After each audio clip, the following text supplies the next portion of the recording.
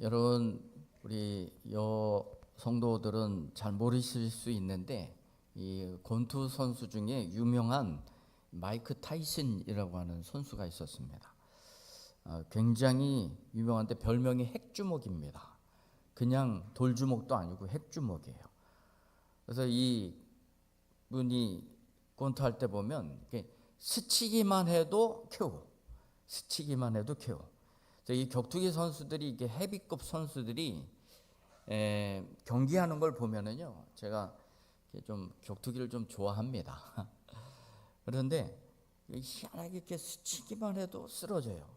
근데 정말 저렇게 될까 이해가 안 갈 정도로 궁금합니다.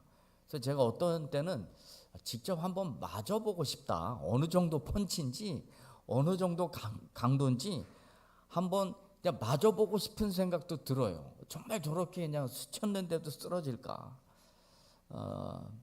여러분 어떻습니까?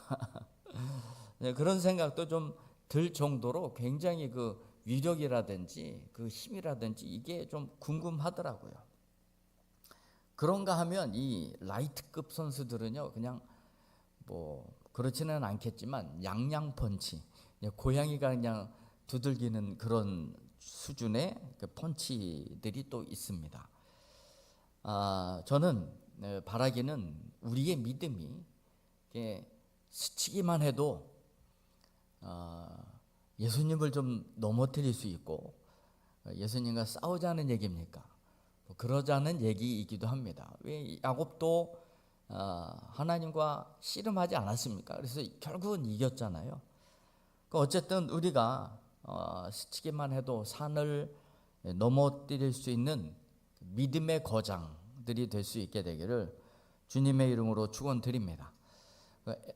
스가랴서 4장의 말씀을 보면 이 스룹바벨이 있는데, 이 스룹바벨이요 1차 포로 귀환을 인도했던 사람입니다. 그러니까 스룹바벨에게 주어졌던 사명은 성전을 재건하는 겁니다. 근데 성전을 재건하는데 성전에 터를 닦죠. 지대를 놓고 난 다음에 16년 동안이나 성전 재건이 중단이 되어 버렸습니다. 그러니까 하나님이 이렇게 보고 계시다가 또 답답하니까 다시금 힘을 주기 위해서 부른 예언자가 바로 학개 선지자와 스가랴 선지자입니다. 이 스가랴를 통해서 주신 말씀, 이거 네 힘으로 하는 거 아니다, 이런 말씀을 주세요. 그래서 힘과 능력으로 되지 않고 이거는 성령의 능력으로 된다. 그 성령의 능력을 딱 받고 보니까 앞에 높은 산이 있어요. 뭐라고 선포를 하냐면, 큰 산아 내가 무엇이냐, 네까지 게 뭔데 내 앞을 가로막아, 이런 의미인 거예요. 아무리 큰 산이 있다 할지라도 성령의 능력과 그 이름의 능력을 힘입어서 나아갈 때에 우리는 그 큰 것이라 할지라도, 큰 산이라 할지라도 그것을 한 방에 엎어낼 수 있는 그런 믿음을 갖게 된다는 사실입니다. 그럼 이 시간 여러분들이 간절히 바라기는 여러분들이 스치기만 해도 누군가를 넘어뜨리고 또 꺾어낼 수 있는 그런 놀라운 믿음의 장수가 될 수 있게 되기를 축원드립니다. 오늘 본문의 말씀을 보게 되면 스치기만 해도, 그러니까 한 방 날려서 KO 시킬 만한 믿음의 여인에 관해서 소개하고 있습니다. 이 여인은 그냥 스쳐 지나가는 사람이 아니라 스치기만 해도 한 방 날릴 수 있는 믿음을 가진 여인이었습니다. 회당장 야이로가요 예수님께 찾아옵니다. 간곡히 부탁을 하죠. 23절의 말씀을 보면 간곡히 구하여 이르되 내 어린 딸이 죽게 되었사오니 오셔서 그 위에 손을 얹으사 그로 구원을 받아 살아나게 하소서. 어린 딸이, 야이로의 어린 딸이 죽게 생겼습니다. 그래서 예수님께 가서 간곡히 부탁하는 거예요. 간곡히 부탁한다, 가까이에서 부르짖는다는 거예요. 그러니까 뭐냐면 고막이 찢어 나가도록 외쳐대는 거예요. 그런데 그 소리 안 들릴 수가 있겠어요? 예수님이 같이 가게 됩니다. 여러분 이 기도하실 때에 여러분 예수님이 고막이 찢어질 정도로 큰 소리로 외쳐서 기도하시고 간구하시기를 소망합니다. 왜냐하면 그만큼 절박한 거 아니겠어요? 지금 야이로는요, 그게 어린 딸이 죽게 되었어요. 만약에 이제 그런 생각이 좀 들더라고요. 이 야이로가 자신의 아내가 죽는다고 했을 때 이렇게 했을까? 여러분 좀 웃으시라고 그렇게 좀 말씀을 드린 건데 너무 진지하게 받아들이시면 제가 민망하니까. 이 어린 딸이 이제 죽게 되었습니다. 이 마음이 얼마나 갑갑하겠어요. 오늘 본문 말씀에는요, 21절부터 43절까지 유독 신체 부위 중 눈에 띄는 것이 있는데 바로 손입니다. 손이라고 하는 단어가 6번이나 기록되어 있어요. 여러분들의 그 손이 복된 손이 되기를 소망합니다. 스치기만 해도 KO 시킬 수 있는 능력 있는 손이 되기를 원합니다. 그 손이 그냥 폭력을 행사하라는 게 아니에요. 두 손 모아 기도하는 손, 헌신하는 손, 도움의 손길, 믿음의 손길이 될 수 있기를 소망하는 것이죠. 회당장 야이로의 집으로 향하던 중에 12해 혈루증을 앓는 여인이 예수님의 발걸음을 멈춰 섰습니다. 그러니까 혈루증은요, 하혈을 하는 거예요. 몇 해 동안 했냐면 12해 동안.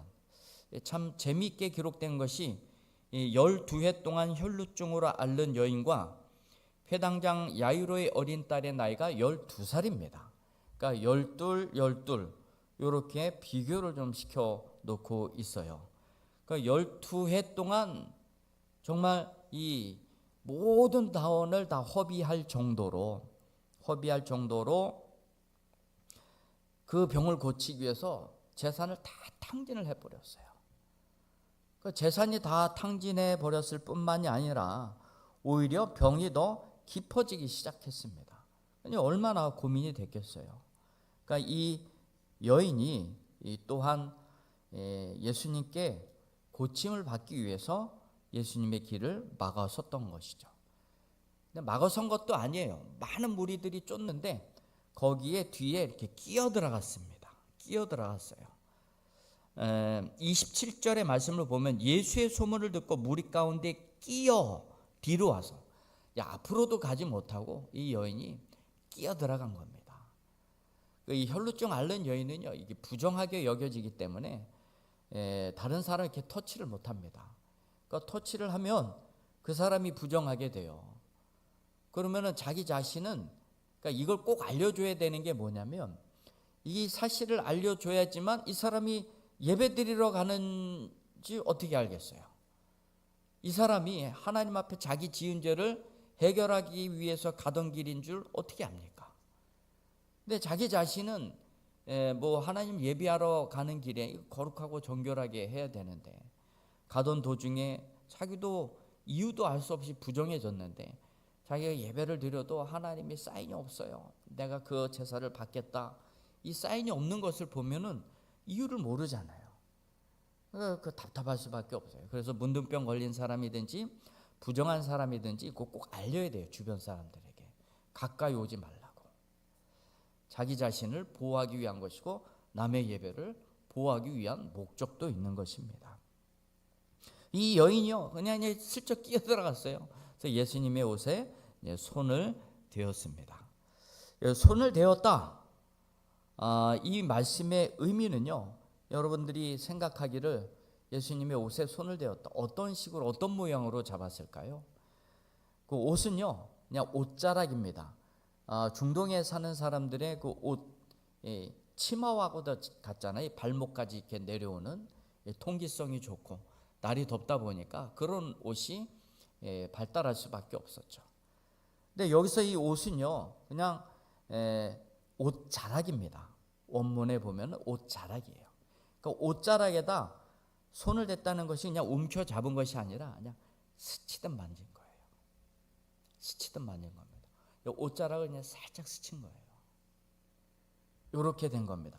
그렇게 해더라도 왜 그렇게 했냐면 그렇게 하더라도 자기 자신의 병이 나을 줄 기대한 겁니다. 그래서 오늘 28절의 말씀을 보게 되면 이렇습니다. 이는 27절부터 다시 읽어보면 예수의 소문을 듣고 무리 가운데 끼어 뒤에 와서 그의 옷에 손을 대니 이는 내가 그의 옷에만 손을 대어도 구원을 받으리라 생각함일러라. 풀어서 이야기하자면 그냥 그 옷자락에 스치기만 해도 내 병이 나을 줄 알미러라. 이렇게 해석을 하시면 이런 체감이 더 높아지리라 생각이 됩니다. 이 여인의 믿음 대단하잖아요. 스치기만 해도 내 병이 나을 줄 확신한 겁니다. 얼마나 대단한 믿음이에요. 그에 비하여 야이로는 예수님 내 딸에게 오셔서 그 위에 손을 얹어 기도해 주시면 구원을 얻겠습니다. 요즘식으로 이야기하자면 안수할 때 머리를 꾹꾹 눌러서 안수해 주세요. 이런 얘기랑 똑같아요. 그러나 그렇게 하지 않더라도 사도 바울도요. 그냥 그런 믿음이 있는 사람이 있어요. 그냥 그 손수건이라도 만지면 옷자락도 아니에요. 그 손수건이라도 사도 바울이 만졌던 손수건이라도 내가 덮으면 내 병이 나을 수 있겠다. 이런 믿음을 가진 사람도 있었어요. 여러분 별거 아니잖아요. 옷자락에 그냥 스치듯 손만 대어도 자기 병이 나을 줄 확신한 겁니다. 대단한 믿음 아니겠습니까? 스치기만 해도 스치듯 만년된데도 그 믿음이 병을 고쳐냈습니다. 29절의 말씀을 보면 이에 그의 혈루 근원이 마름에 곧 병이 나온 줄을 몸에 깨달으니라. 자기 몸 자체가 그냥 스치듯 만졌는데 몸에 병이 나온 줄 깨달은 거예요. 예수님이요, 누가 내 옷에 손을 대었느냐. 그러니까 제자들이 빨리 가던 길 가세요. 무리가 이렇게 많은데 누군지를 어떻게 알아요? 그러니까 예수님이요, 이 여인의 믿음을 그 스치듯 만졌던 옷자락에 닿던 손길을 통해서 느꼈던 것 같아요. 그래서 예수님이 그 여인을 보고 싶어 했어요. 도대체 누구냐? 도대체 누구냐? 그래서 32절의 말씀을 보면 예수께서 이 일을 행한 여자를 보려고 둘러보시니 누구냐 이거예요. 이 일을 행한 여자가 누군지 둘러보려고 하셨다는 것입니다. 여러분, 예수님께서 그의 옷을 만졌던 여인을 보자마자 그 여인에게 들려주었던 첫 마디가 뭔지 아십니까? 그 예수님께서 그 여인을 보자마자 그 음성을 내어서 그 여인의 귀에 들려줬던 첫 마디가 뭐냐면 따라입니다. 따라. 근데 여기서 따라, 근데 그 딸은요, 그냥 형식적인 호칭이 아닙니다. 오늘 이게 야이로의 딸이 또 소개되고 있어요. 야이로의 딸과 그리고 예수님이 직접 딸이라고 부른 여인을 또 대조시키고 있어요. 그러니까 지금 이 야이로의 딸, 12살 먹은 그 딸, 예수님의 입장에서는 보게 되면은 똑같은 거예요. 야이로가 그의 12살 먹은 딸아이가 죽어가는 것을 보듯이 이 여인을 그렇게 보셨던 것 같아요. 그러니까 진짜 딸처럼 부르신 것입니다. 야이로가 그의 어린 딸을 불렀을 때 그 딸과 예수님께서 이 여인을 딸로 부른 것이 똑같은 단어를 사용하고 있어요. 똑같은 의미입니다. 어떤 존칭이나 애칭이나, 근데 가끔 그래요. 어느 목사님 보면 자기 친딸도 아닌데 청년한테 얘는 내 딸과 같아. 태어나면서부터 내가 세례도 줬고 그리고 결혼도 시켰고 그러면서 정말로 딸처럼 여기는 사람이 있어요. 그래도 자기 친딸보다는 못할 겁니다. 진짜 딸처럼 여긴 거예요. 그러니까 예수님이 이 여인을 부를 때요, 따라. 예수가 우리를 부르는 소리 그 음성 부드러워. 여러분들도 예수님께 이 음성을 좀 들었으면 좋겠어요. 따라, 따라. 그 믿음이 얼마나 예뻤으면 예수님께서 그렇게 불렀을까요? 따라, 따라. 저희 어머니가 한참 어려운 시기에 기도를 굉장히 많이 하셨어요. 그때 지금까지, 처음이자 지금까지 마지막으로 하나님의 음성을 들었는데 첫 마디가 사랑하는 딸아였대요. 딸아. 근데 그 음성이 얼마나 포근하고 평안하고 따뜻하던지 죽기 전에 한 번 더 들어보고 싶대요. 그 음성을. 딸아. 아마 그렇게 부르지 않았을까요? 딸아. 그의 가지고 있는 그 믿음이, 옷자락을 스치기만 해도 병을 낫겠다라고 하는 그 믿음이 얼마나 예뻤으면 굳이 예수님 보고 싶어가지고 그래서 따라 부르게 되었던 것입니다. 여러분들도 또 우리 모두가 그 예수님의 마음을 녹여낼 이런 믿음을 갖기를 소망합니다.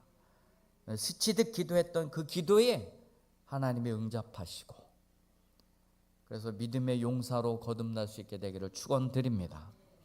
이 스치듯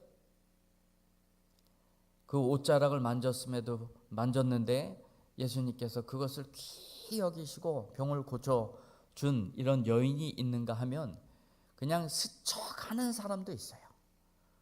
그냥 별 볼 일 없이 스쳐가는 믿음을 가진 사람이 있어요. 뭐 이런 사람을 스쳐가는 믿음을 믿음이라고 이야기하는 것도 좀 그렇지만 그냥 별 볼 일 없이 그냥 스쳐 지나가는 사람들이 있어요. 그 예수님께서 이 혈루증 앓던 여인이 그의 옷자락에 손을 대고 그래서 이 병이 낫게 되었다는 것을 그 여인이 깨닫고 예수님 보고 싶어 했어요. 그래서 보고 따라 너의 믿음이 너를 구원하였느니라. 이런 얘기를 주고받을 때에 얼마나 이게 은혜로운 시간이에요. 여러분 그렇게 생각 안 됩니까? 얼마나 은혜로운 시간이에요. 병이 났어요. 그리고 주변에 있는 사람도 그 모습을 다 봤을 거 아니에요. 얼마나 은혜스러운 자리입니까? 근데 이런 은혜스러운 자리에는요, 꼭 고춧가루 뿌리는 사람이 있어요. 교회가 은혜 있고 힘 있게 부흥해 나가려고 그러면요, 이 고춧가루 뿌리는 사람이 항상 있어요. 35절의 말씀을 보면 아직 예수님께서 말씀하실 때에 따라 너의 믿음이 너를 구원하였느니라 얘기하는데, 예수께서 이 말씀을 하시는 중에 회당장의 집에서 사람들이 와서 회당장에게 말했는데 뭐라고 얘기했습니까? 당신의 딸이 죽었습니다. 여기까지는 그래도 예수님도 참을만 했을 거예요. 그런데 선생을 더 괴롭게 하지 마소서. 이 얘기는 예수님도 뭐 별거 없네. 회당장한테 이거 뭐 게임 끝났습니다. 괴롭게 예수님 붙들 필요도 없습니다. 더 이상 이제 소망이 없고 별 일 없는데 그냥 가시죠. 이런 의미로 이 얘기를 한 것입니다. 이때 예수님께서 뭐라고 말씀하셨냐면 36절에 예수께서 그 하는 말을 곁에서 들으시고 그 얘기를 들었어요. 그 얘기를 듣다, 곁에서 얘기를 듣다. 이 얘기는 배척하다라고 하는 의미입니다. 그러니까 예수님을 배척하는 얘기가 오고 간 거예요. 그러니까 예수님이 뭐라고 말씀하시면 회당장한테 그딴 소리 듣지 말고 두려워하지 말아라. 두려워하지 말아라. 그런 사람들의 그런 얘기 듣지 말고 두려워하지 말아라. 그러니까 예수님이 기분이 언짢은 거예요. 그러다 보니까 그 사람들을 죽어있는 딸 있는 그 야이로의 딸에 누워있는 곳으로 갈 때에 너희들 쫓아오지 마. 너희들은 그냥 있어. 그리고 3명의 제자와 그의 부모만 데리고 그 방에 들어갑니다. 죽어있는 딸의 방에 들어가게 됐던 것이죠. 베드로와 야고보 그리고 요한 외에 아무도 따라오지 못하게 하셨어요. 37절의 말씀을 보면 베드로와 야고보와 야고보의 형제 요한 외에 아무도 따라옴을 허락지 아니하시고, 저 같으면 이것들이 나를 무시해? 너희들 한번 따라와봐. 그래서 그 자리에서 아주 공개적으로 이제 보여주고 싶었을 거예요. 달리다 굼, 그냥 손 일으키는 것이 아니라 마치 뭐 마사처럼 일어나라 일어나라 뭐 이런 식으로 해서 그냥 화려하게 보여주었을 거예요. 근데 예수님은요, 그들을 데려가지 않습니다. 너희들은 그냥 여기 있어. 그리고 베드로와 야고보와 요한만 데리고 갑니다. 그리고 회당장 그 부부만 데리고 죽어있는 그 야이로의 딸 가운데 들어가려고 하니까 사람들이 또 그 모습을 보고 비웃는 거예요. 39절 보면 들어가서 그들에게 이르시되 너희가 어찌하여 떠들며 우느냐? 이 아이가 죽은 것이 아니라 잔다 하시니 40절 그들이 비웃더라. 비웃는 그들은 예수님께서 그들을 다 내보내신 후에, 여기서 다 내보냈다, 이 내보내다라고 하는 이 단어의 뜻이요, 헬라어로 에크발로입니다. 이것은 귀신을 쫓아낸다 할 때 쓰는 단어입니다. 그러니까 예수님이 이들을, 믿지 못한 이들을, 믿음이 없는 이들을 그냥 스치듯 지나가는 이 사람들에게 뭐라고 선포하냐면 그냥 나가라고 한 것이 아니라 귀신을 쫓아내듯 내보낸 거예요. 야, 니들 나가. 필요 없어. 사탄아 물러가라. 사탄아 물러가라. 그러면서 쫓아낸 거예요. 그리고 예수님께서는 그 어린아이의 손을 잡아서 일으키셨어요. 달리다고. 일어나 걸어라. 일어나 걸어라. 할렐루야. 그럼 예수님께서는 왜 이 사람들은 왜 그 기적의 현장에 참여시키지 않고 그들을 귀신 쫓아내듯 쫓아냈는가? 이들은요, 예수님의 권세를 믿지 않는 자들이잖아요. 그러니까 예수님의 기적을 맛볼 자격이 없다는 겁니다. 예수님의 기적을 맛볼 자격이 없는 거예요. 그래서 귀신 쫓아내듯 쫓긴 것입니다. 여러분, 이 스쳐 지나가는 듯한 사람들의 반응, 이런 사람들의 반응이 바로 비웃는 거예요. 아, 예수님도 별거 없네. 소문이랑 많이 다르네. 이런 사람의 특징은 비웃을 뿐만이 아니라 서성거립니다. 그러면서 뭐가 있나? 별거 없네. 그리고 가는 거예요. 교회 와서도 많은 사람들이 그래요. 서성거리며 와요. 아, 교회 별거 없네. 그냥 갑니다. 그리고 비웃어요. 아, 저 사람들 뭐 주여 삼창하고 도대체 무슨 짓 하는지 몰라. 여러분, 그들은 모르지만 우리는 뭔지 압니다. 그러니까 믿음이 있는 사람과 없는 사람의 차이점이기도 한 것이죠. 여러분, 기대가 사라지잖아요. 그 기대가 사라진 자리에 뭐가 찾아오는지 아십니까? 비방이 찾아옵니다. 그러니까 예수님에 대한 기대가 사라지니까 예수님을 비방하는 것으로 돌아서요. 오늘 우리라고 별 다를 게 없어요. 뭔가 기대했던 것이 별로 없잖아요. 그 다음부터는 비방거리를 만들어내요. 아, 이랬다더라, 저랬다더라. 거짓말 만들어내고 비방거리 만들어내고, 그래서 혼란스럽게 만들고 소란스럽게 만듭니다.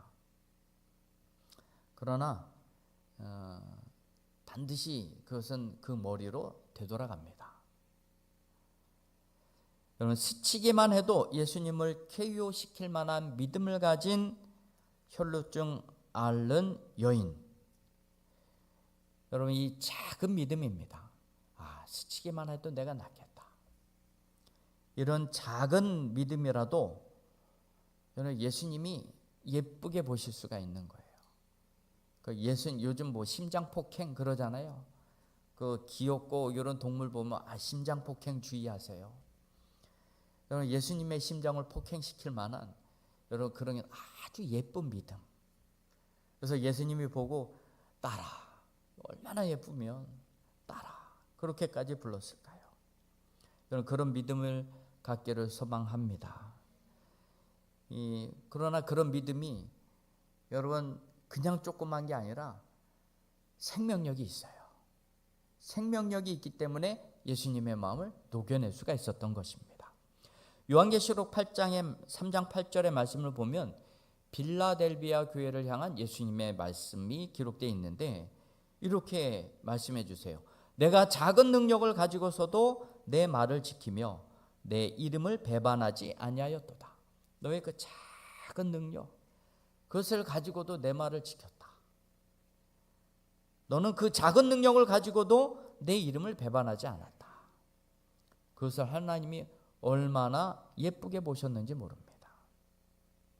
마태복음 17장 20절의 말씀을 보면 너희가 만일 겨자씨만한 이 믿음만 있다 할지라도, 이 겨자씨 얼마나 작습니까? 조그매요. 그러면 이 산을 명하여 저리로 옮기라 하여지면 옮겨질 것이요. 그 작은 믿음을 가지고도, 겨자씨만한 믿음을 가지고도 이 산을 명하여 저리로 옮겨지라 하면 옮겨질 것이다. 어떤 말씀이냐면 작은 믿음이라 할지라도 그 믿음은 생명력이 있는 믿음이 되어야 된다는 거죠. 이 생명력이 있는 믿음이 있으면 하나님이 그 생명력이 있는 믿음을 정말로 예쁘게 보는 거예요. 작은 것이라 할지라도 하나님께서는 그것을 통해서 믿음의 역사를 일으켜 가십니다. 마태복음 8장 5절에는 백부장의 하인이 병들었는데 예수님께 고쳐달라고 말씀을 전하는 거예요. 예수님이 가려고 그러니까 백부장이 나도 군사를 부립니다. 저 군사들을 오라고 하면 오고 가라면 갑니다. 제가 감히 어찌 예수님을 오라 가라 하겠습니까? 그냥 말씀만 하세요. 그러면 내 하인이 날 것 같습니다. 야, 내 이만한 믿음을 가진 자를 내가 유대인들 중에서도 내 못 봤는데 참 대단하구나. 그 얼마나 예쁘게 했어요. 예수님이 이 백부장한테 뭐라고 얘기했을까요?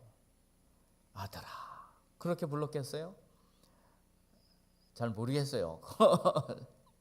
근데 어쩌면 정말로 그 믿음을 귀하게 여기고 예쁘게 여기고 결국은 그 하인이 낫습니다.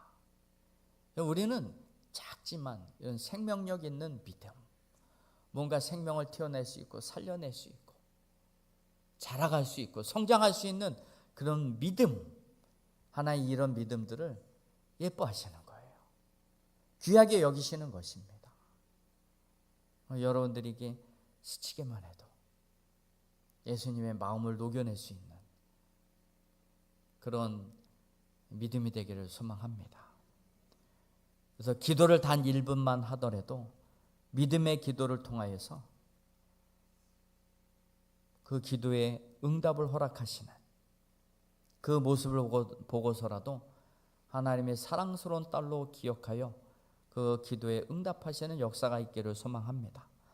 찬양을 단 한 소절 부른다 할지라도 그것이 믿음의 고백이 되어서 하나님의 마음을 감동시키는 구도가 되기를 소망합니다.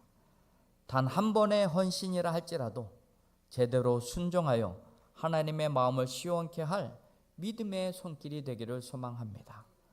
작지만 생명력 있게 역사하여서 하나님이 귀히 여기시고 하나님의 딸처럼 여기시고 축복하시는 귀한 믿음 가질 수 있기를 다시 한번 주님의 이름으로 부탁드리겠습니다. 기도하겠습니다. 우리 말씀 기억하시면서